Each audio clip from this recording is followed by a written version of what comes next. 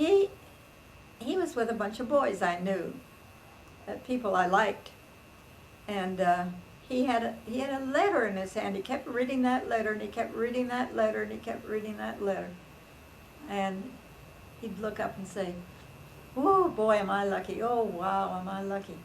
Well, it seems it was a letter from his girlfriend down in North Carolina, and he got it just before he left. So he had told everyone on the train he had a girlfriend in North Carolina, and he was thinking of marrying her. And all. I thought he was a huge bore, to tell you the truth, the first time I met him, because who cared? We were all having fun, and he was off reading a letter. But that weekend, we did a lot of skiing, and I found out he was not really a bore, but I wasn't terribly interested. But we dated a few times after that, and it just kind of grew. And pretty soon, I'd be going to work, and he'd be going to class. And after class, after 5 o'clock when work was out, at the hospital, I was working at the hospital, Montreal Neurological Institute, with Dr. Wilder Penfield, a brilliant neurosurgeon. I'd come out of the hospital, and there would be Arthur Bradsher sitting at the curb waiting to drive me home every single day.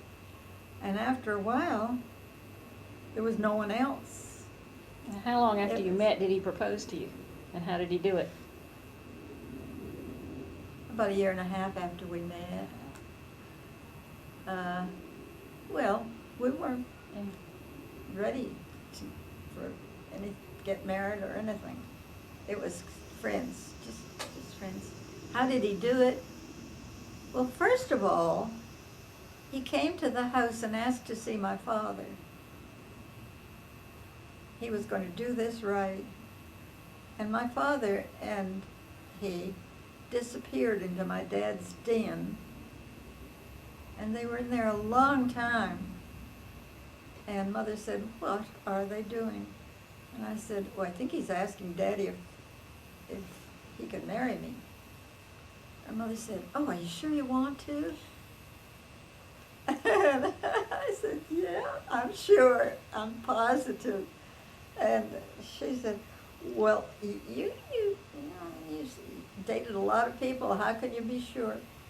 And I said, "How were you sure?" And she said, "Yeah, I see what you mean." So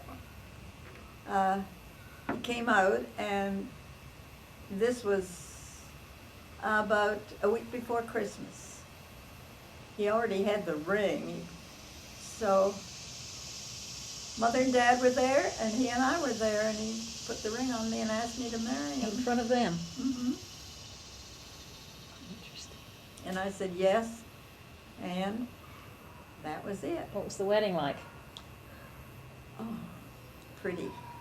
I had my two sisters, my best friend Polly Patterson, and my sister-in-law Millie as bridesmaids, and they were all pretty, and it was a big wedding at our church in Montreal West. I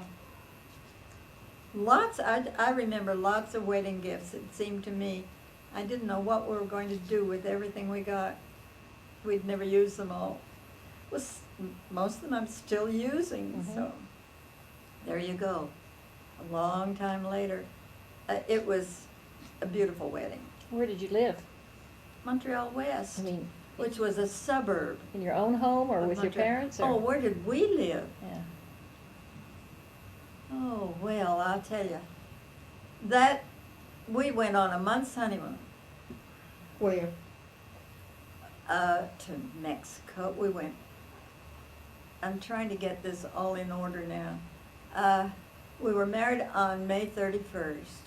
We were due, both of us, with jobs at Duke University Medical Center the 1st of July, so we had the whole month of June. And we got in his car, and we drove all through the United States. He showed me everything I'd never seen before, all the way from Montreal, down to Mexico, Mexico City. When we got to Laredo, and Nuevo Laredo is where we are the two United States and Mexican towns that you pass going over the border. And from then on, Mexico was exciting.